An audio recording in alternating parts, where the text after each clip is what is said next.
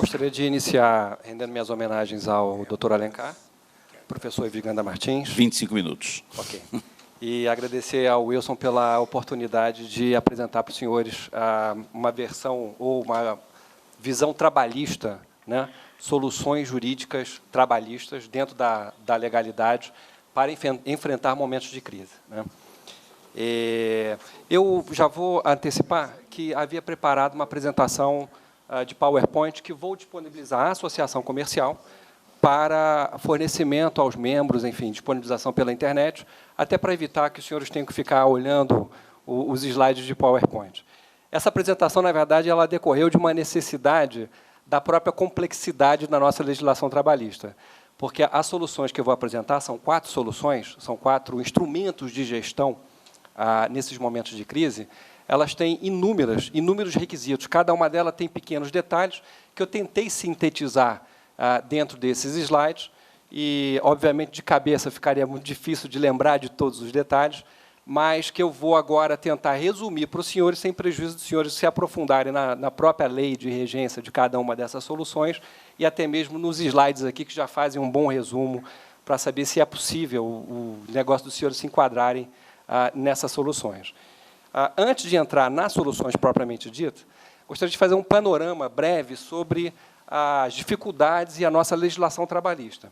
No Brasil, adotou-se um regime de normatização das obrigações do empregador face ao empregado, diferente de outros países onde a relação de emprego, a relação de trabalho, ela é muito mais negocial, né? As partes é que negociam as condições de trabalho, em termos de duração, em termos de suspensão, de férias, até mesmo de valores de retribuição pelo trabalho. No Brasil, não. No Brasil, adotou-se a normatização dessas obrigações do trabalhador, estabelecendo patamares mínimos que devem ser obrigatoriamente cumpridos pelo empregador face aos empregados. Então, a Constituição de 88 tem lá um artigo específico, o artigo 6º, que estabelece o rol, um rol extenso de obrigações mínimas, férias de no mínimo 30 dias, jornada de no mínimo 8 horas diárias, no máximo 8 horas diárias, 44 horas semanais. Essas obrigações são detalhadas também, além da Constituição Federal, na CLT, que é a Consolidação da Lei do Trabalho.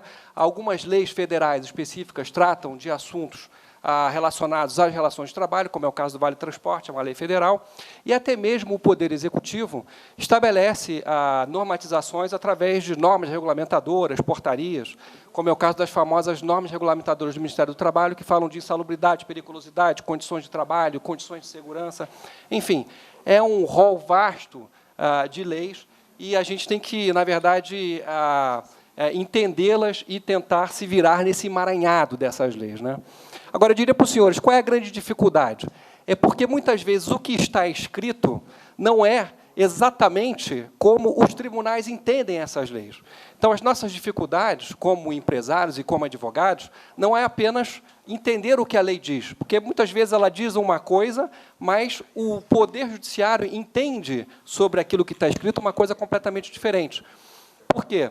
Porque, neste ramo do trabalho, as leis, existem princípios que não são positivados, não são escritos em leis, que informam o julgador e que vão influenciar na forma de entender o que está escrito. Quais são esses princípios? São princípios próprios do direito do trabalho, que não podem ser vistos, a lei não pode ser vista sem esses princípios.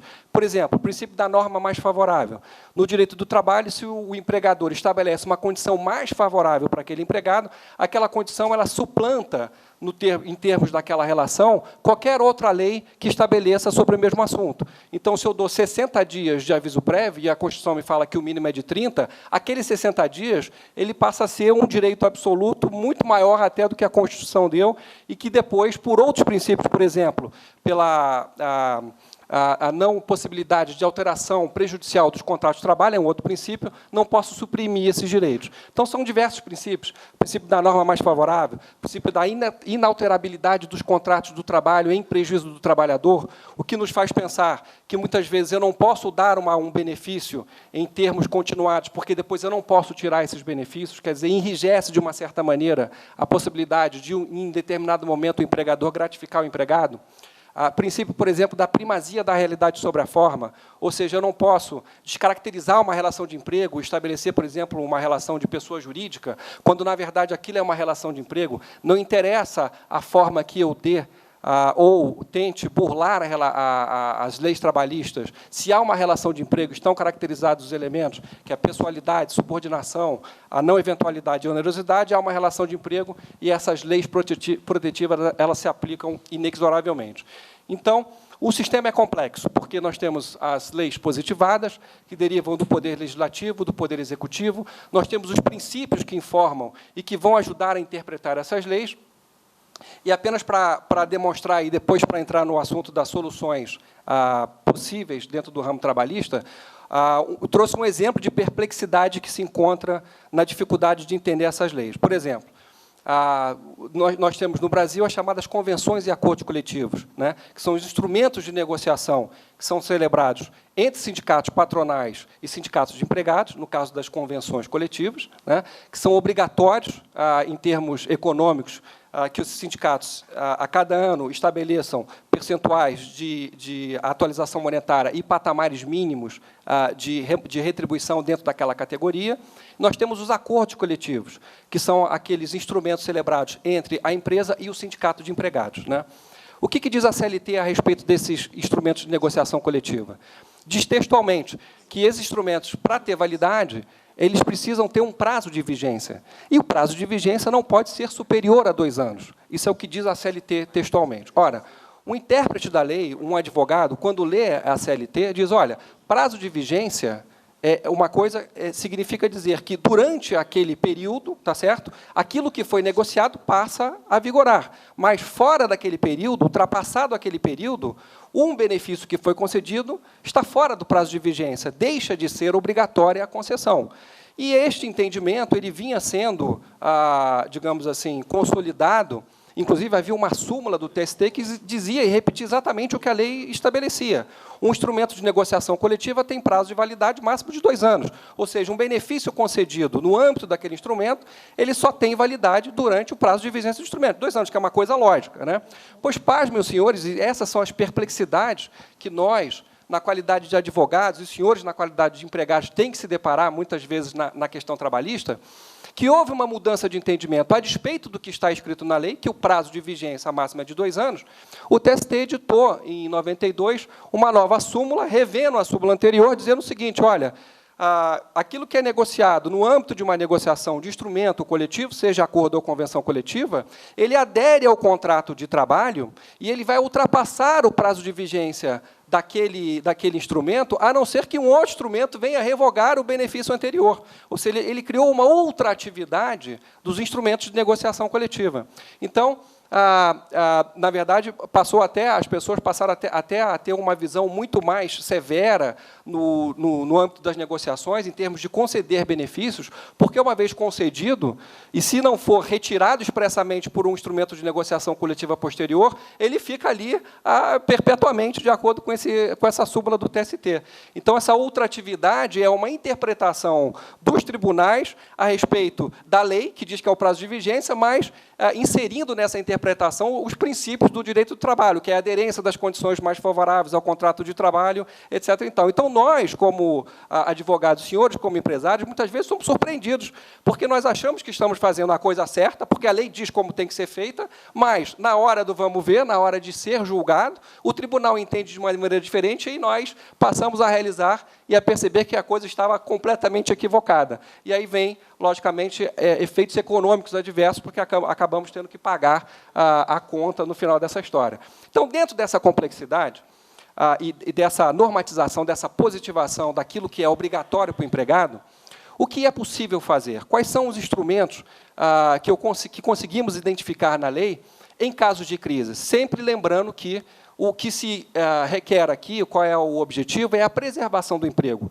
que é a preservação da mão de obra. Muitas vezes você tem os empregados que são qualificados, já foram treinados, já conhecem o histórico da empresa. A solução mais simples seria demitir, mas muitas vezes até nem há dinheiro para pagar todas as verbas rescisórias, né? Então, quais são esses instrumentos? Os instrumentos visam, de uma certa maneira, dar um fôlego para o empresário, dar um refresco do ponto de vista realmente financeiro, para que ele possa manter esses empregos esperando que haja uma recuperação, né, financeira, para que, lá na frente, volte a vigorar, em pleno vigor, aquelas relações trabalhistas.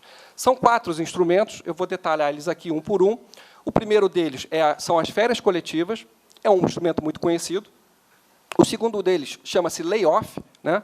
O terceiro deles é um instrumento recente, instituído por esse governo, e acabou de sair a lei, na verdade, era uma medida provisória, chamada Programa de Proteção ao Emprego, foi instituído através de uma medida provisória, e agora, no dia 19 de novembro de 2015, foi convertida em lei, com algumas alterações, que eu vou tentar detalhar aqui quais são as regras e quais são os requisitos para enquadramento.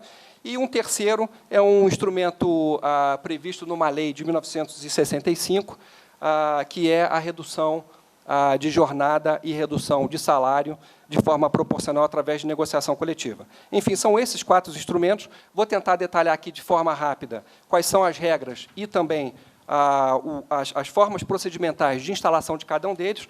E, novamente, repetindo, vou deixar disponibilizado para os senhores esses slides, porque para futuras consultas, e vou tentar fazer aqui um panorama geral. Férias coletivas, né? Férias coletivas já é um instrumento conhecido e a gente até escuta no noticiário, né? A primeira coisa que acontece quando a empresa entra em crise, principalmente no ramo automobilístico, é que as grandes montadoras deram férias coletivas para os seus empregados por um determinado período. Por que isso? Porque esse instrumento, na verdade, quando você tem uma baixa demanda, e muitas vezes você não tem até mesmo como estocar a mercadoria, tá certo? Você não quer produzir. E esses empregados, estando dentro da sua fábrica, acabam custando mais, né? Você não tem a produção propriamente dita, não vai produzir porque não tem onde guardar o estoque, tá certo? Então, o que você faz com aqueles empregados? Você pode dar as férias coletivas. Por que é um instrumento muito hábil, muito conhecido pelos empresários e muito utilizado? Porque, para a concessão de férias coletivas, não se exige muita formalidade, né? Na verdade, isso é uma decisão empresarial, ela está dentro do poder diretivo do empresário, não precisa de negociação com o sindicato, na verdade, é uma decisão que o empresário faz, de acordo com as situações da sua empresa, de determinar um grupo de empregados de férias por um determinado tempo, né? E de uma forma rápida, eu diria. Por quê? Para a concessão de férias coletivas, o requisito que se faz é um pré-aviso ao sindicato, simplesmente uma informação ao sindicato, ao Ministério do Trabalho e Emprego e aos próprios empregados envolvidos nas férias coletivas, um pré-aviso de 15 dias, né? Então, é uma medida que se pode tomar com uma certa facilidade e com uma certa urgência e vislumbrando um prazo relativamente curto. Em 15 dias, você coloca determinados empregados de férias coletivas. Algumas coisas importantes que têm que ser observadas nas férias coletivas é que há alguns requisitos, né? Um deles é que eu não posso dar férias coletivas selecionando quais são os empregados. As férias coletivas, ou elas são para um determinado departamento específico, ou para um estabelecimento, ou para todos os empregados. Então, ou eu coloco todo o setor produtivo de férias, ou coloco todo o setor administrativo, ou coloco um determinado estabelecimento, por exemplo, a minha fábrica localizada em São Bernardo do Campo, ou então eu coloco todos os empregados de férias. Eu não posso, simplesmente, dentro do setor administrativo, separar um grupinho de empregados e colocar eles de férias coletivas. Porque, se eu fizer isso, essas férias vão ser consideradas reputadas inválidas e, depois, o empregado passa a ter direito, novamente, a usufruir dessas férias. Então, há uma série de detalhes, né, nesse instrumento de férias coletivas, que estão detalhados aqui nos slides. Os senhores poderão ver com um pouco mais de calma depois. Essas férias podem ser de até 30 dias, seguem o que diz as férias individuais, podem ser divididas em 2 blocos, né, dentro de um mesmo ano, desde que nenhum desses blocos tenha menos do que 10 dias, e elas podem ser também coordenadas com férias individuais. Eu posso dar férias coletivas, por exemplo, de 10 dias, tá certo? E o restante que o empregado faz jus, que seria os 30 dias de férias, o restante de 20 dias, eu dou como férias individuais, e aí sim, nas férias individuais, eu posso escolher que tipo de empregado sai de férias ou se não sai. Para o empresário não há prejuízo e nem para o empregado há prejuízo também. Aqueles empregados que estão em período aquisitivo de férias, que não têm ainda o direito, essas férias coletivas elas servem como uma antecipação dessas futuras férias a que terão direito. E para o empresário, como há uma antecipação, há uma compensação do que ele teria que conceder ao empregado depois. Aqueles que já têm um período concessivo de férias, que já têm direito, elas já servem como usufruto dessas férias, como uso dessas férias a que esse empregado faria jus. Então, esse instrumento de férias coletivas é um instrumento bem conhecido, tem essa característica de ser rápido, não exige muita formalidade, apenas o cumprimento de alguns requisitos, que são essas notificações prévias de 15 dias ao sindicato, Ministério do Trabalho e Emprego e aos próprios empregados envolvidos. O segundo mecanismo, e aí já passa um pouco mais sofisticado, mas que também vem sendo muito utilizado, é o chamado layoff, né? É uma palavra inglesa, americana, que designa simplesmente uma suspensão do contrato de trabalho, né? O que significa, como é que funciona esse layoff? O empresário pode, através de negociação com o sindicato, estabelecer uma suspensão do contrato de trabalho de 2 a 5 meses, para que o empregado possa participar de um curso de qualificação profissional, né?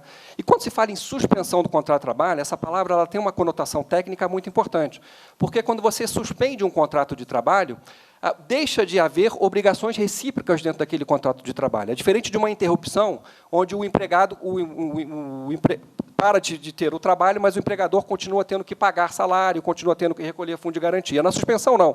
O empregador simplesmente deixa de ter qualquer obrigação face ao seu empregado. Então, nessa suspensão do layoff, o empregador não precisa pagar salários, não precisa, por exemplo, pagar fundo de garantia, não há as contribuições previdenciárias a serem pagas. Este período ele também não conta para fins de aviso prévio, para fins de férias, nem de 13º salário. Ou seja, é uma suspensão completa do contrato de trabalho para que o empregado possa participar de um curso de qualificação profissional.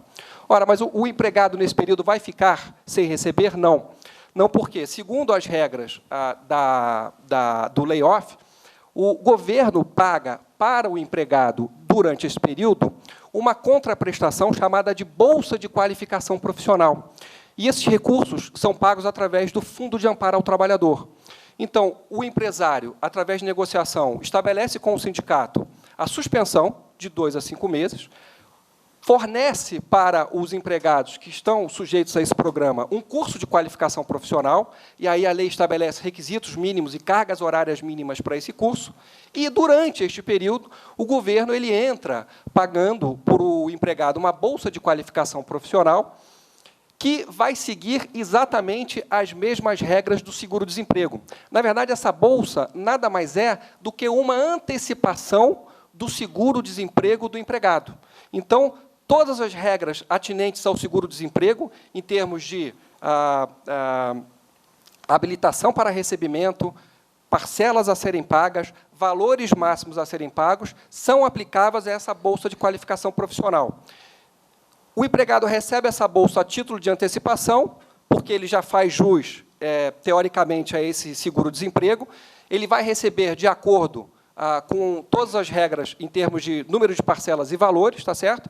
E lá na frente, quando ele for demitido, tá, vai haver uma compensação daquilo que ele já recebeu nessa bolsa de qualificação profissional. Então, essa seria, digamos assim, grosso modo, as regras gerais do layoff e dessa bolsa de qualificação profissional paga pelo governo ao longo desse período, que, na verdade, nada mais é do que uma antecipação do seguro-desemprego que o empregado vai fazer jus lá na frente, quando ele for demitido sem justa causa. Logicamente que isso tudo tem que ser negociado com o sindicato, através de uma convenção ou acordo coletivo, tá?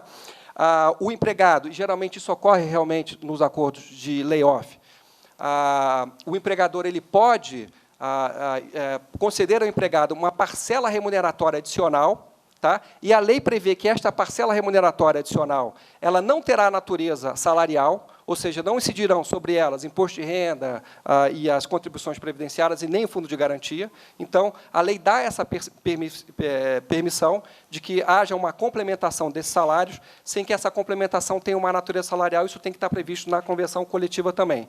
E a única exigência que se faz é que os benefícios voluntariamente concedidos pelo empregador aos demais empregados continuem a ser pagos. Por exemplo, os demais empregados que não vão sair de layoff tem direito a um plano de saúde. Esse é um benefício voluntário, porque ele não decorre da lei, a lei não exige que o empregador pague plano de saúde para os seus empregados. Se ele dá voluntariamente para os demais, significa dizer que, durante o layoff, esses benefícios adicionais voluntários devem continuar a ser pagos também para aqueles que estão no layoff. Logicamente que, como seguem essa bolsa de qualificação, segue as regras do seguro-desemprego, o valor máximo a ser pago para o empregado de cada parcela do seguro-desemprego é o valor máximo do próprio seguro-desemprego, que hoje em dia está na faixa de mais ou menos R$ 1.300, tá certo? Então, para empregados com salários muito altos, e outra coisa, um detalhe importante, além da negociação coletiva, o empregado tem que anuir também com layoff. Isso é uma das exigências do programa, que haja essa negociação com o sindicato e uma anuência expressa do empregado para que ele saia e seja beneficiado por esse layoff. Esse layoff ele pode ser prorrogado para além dos 5 meses. 5 meses é o período, de 2 a 5 meses, é o período no qual o governo paga essa bolsa de qualificação profissional. Se o empresário, junto com o sindicato, decidirem que as coisas não melhoraram e que eles querem prorrogar esse layoff, essa prorrogação pode ser feita para além de 5 meses, tá certo? Só que, se houver a prorrogação, a partir do 5º mês, quem paga a bolsa de qualificação profissional deixa de ser o governo através do FAT e passa a ser o próprio empresário, né? Mas também é vantajoso, por quê? Porque é a possibilidade de, ao invés de você estar pagando um salário de R$ 2.000, por exemplo, você passar a pagar o teto do seguro-desemprego e complementar esse valor com uma parcela de natureza não salarial prevista na convenção coletiva que prevê esta prorrogação. Então, este é um instrumento que vem sendo bastante utilizado, já está aí há algum tempo, está previsto na CLT e em regulamentos do próprio Ministério do Trabalho e Emprego, que estão citados aqui na apresentação. Um terceiro elemento, e é um elemento novo, é o Programa de Proteção ao Emprego, que foi instituído através de uma medida provisória, e ela foi recentemente convertida em lei, uma lei de 19 de novembro de 2015. Como é que funciona esse programa? Ele é um pouco diferente do layoff. Por quê?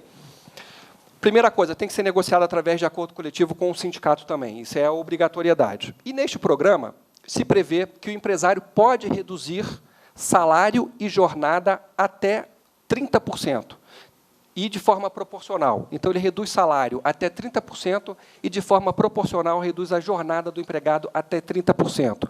O que o governo entra nesse programa? Como é que ele entra? Ele entra remunerando 50% da redução que foi feita. Então, se eu reduzir os salários em 30%, o governo vai pagar 15% para o empresário, com um teto máximo. O teto máximo, hoje em dia, é de aproximadamente R$ 900. Então, esse é o programa. O empresário, através de negociação com o sindicato, reduz salários e jornadas até 30%. O governo ele devolve para o empregado 50% desta redução, tá certo? Com um teto máximo de R$ 900. Basicamente, grosso modo, essa é a estrutura do plano do governo.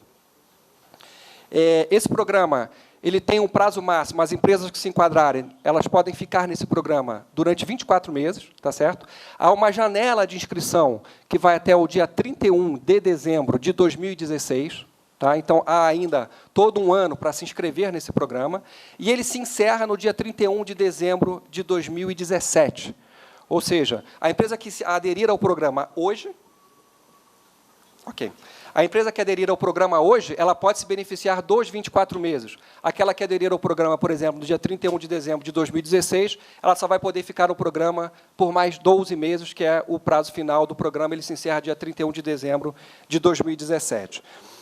Existe uma série de requisitos para que essa empresa possa se enquadrar nesse programa de proteção ao emprego. Uma delas, por exemplo, é ter as regularidades fiscais em dia, previdenciárias, regularidades do fundo de garantia e regularidades fiscais previdenciárias e de fundo de garantia.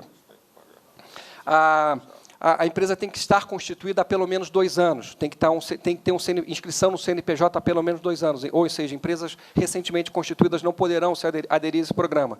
E uma característica fundamental é que elas devem apresentar um chamado indicador líquido de emprego inferior a 1%. O que é esse indicador líquido de emprego? É uma conta, isso está numa portaria do Ministério do Trabalho e Emprego, que estabelece como se faz essa conta. Nos 12 meses anteriores à adesão da empresa ao PPE, ela vai vai pegar a diferença entre admissões e demissões de empregados, refletidas através do CAGED, vai multiplicar por 100 e vai dividir pelo número de empregados que ela tinha no 13º mês anterior. Enfim, é uma conta que tem que ser feita, tá certo? Para saber se a empresa se adequa a esse índice líquido de emprego estabelecido pelo governo como requisito para a participação desse programa, que esse índice tem que ser de 1% ou inferior a 1%. Enfim, como é que o governo paga, né? A gente viu que lá no layoff, o empregado ele vai receber como se fosse receber um seguro-desemprego. Então, no layoff, o empregado vai receber a bolsa de qualificação profissional lá no órgão do Ministério do Trabalho e Emprego. Na verdade, ele vai apresentar a convenção coletiva, vai apresentar os documentos que comprovam que a empresa estava em layoff, e ele recebe diretamente do governo, através, inclusive, do cartão cidadão, a bolsa de qualificação profissional. Não é o empregador que paga. Aqui, nessa PPE, qual foi o regime estabelecido pelo governo para o pagamento? A partir do momento que o empregador ele se enquadra nesse sistema de PPE, e como é que ele vai se enquadrar? Através da página do governo Mais Emprego, disponibilizada no site do Ministério do Trabalho e Emprego. Eu até entrei na página ontem, é um formulário em que você declara que tem todas as qualificações possíveis e que está dentro de todo o enquadramento necessário para a participação desse programa. O governo, então, ele vai adiantar para o empregado, através da Caixa Econômica Federal, um determinado valor, justamente aquele valor de contraprestação do governo, equivalente a 50% da redução nos salários, limitada a R$ 900 por empregado, tá certo? E o empregado, então, repassa esse valor para os seus próprios empregados em folha de pagamento, né? Então, também é mais uma das medidas dentro das soluções trabalhistas para a crise, que visam a dar um fôlego financeiro ou uma determinada redução de valores a serem pagos nessas relações trabalhistas, visando justamente a preservação do emprego, né? Uma questão importante é que a empresa, a qualquer momento, ela pode denunciar e pedir para sair desse programa de proteção ao emprego, mediante aviso prévio de 30 dias. Né? Então, ela não é obrigada a ficar nesse programa de participação de emprego ao longo de todo o período. É uma solução que já foi adotada, segundo informações tiradas aí do site da internet, por grandes empresas, principalmente do ramo automobilístico. Então, se não me engano, a Volkswagen, enfim, tem uma série de empresas que já se utilizaram desse programa quando ela era ainda vigente, quando ele era ainda vigente através de medida provisória, né? Então, é um programa que vem dando certo e pode ser utilizado aí pelos empresários. E, finalmente, o último instrumento de gestão é um instrumento já antigo, ele está numa lei de 1965, que diz que, quando a situação econômica do país em geral realmente estiver prejudicada, e isso interferir na atividade do empresário, ele pode, através de acordo ou convenção coletiva, estabelecer uma redução de salários e jornadas de até 25%, né? Mediante negociação com o sindicato, né? Então, aqui não há contraprestação do governo, não há nenhuma parcela paga financiada pelo governo federal, há simplesmente uma negociação entre empresa e sindicato, né, para uma redução de salários e jornadas de até 25%. Um dos poucos requisitos dessa lei de 1965, nessa negociação coletiva, é a de que também sejam reduzidos proporcionalmente salários e jornadas de diretores, gerentes e até mesmo da diretoria da empresa. Então, ela só é válida, é um dos poucos requisitos, se essa proporção ela se aplicar a todo o quadro funcional da empresa, né? Ultimamente, a gente tem visto dificuldades, porque, na verdade, os sindicatos, em relação a essa última medida, não há nenhuma outra contraprestação para o empregado, simplesmente a redução do salário, sem que ele tenha nenhuma outra vantagem adicional. Mas, em relação às outras medidas, que é o layoff, e agora com o PPE, a gente tem sentido, pelo menos no dia a dia, uma sensibilidade grande dos sindicatos de empregados em relação a levar esses programas adiante e a tentar fazer com que realmente isso aconteça, sensibilizados pelo fato de que a alternativa a isso é justamente a perda dos empregos e as demissões em massa, o que se pretende evitar. Então, são esses os 4, digamos assim, instrumentos de gestão trabalhistas apresentados em tempos de crise, que eu gostaria de apresentar para os senhores, eu apresentei aqui, e agradeço a grande oportunidade. O slide fica à disposição, tem muito mais detalhes aqui para os senhores olharem, sem prejuízo de, na lei também, com toda a sua complexidade, detalhar aí de forma completa o que é preciso para se enquadrar em cada um desses instrumentos. Agradeço exatamente. Obrigado. Parabéns, muito obrigado ao professor Dr. Sérgio Vieira Miranda,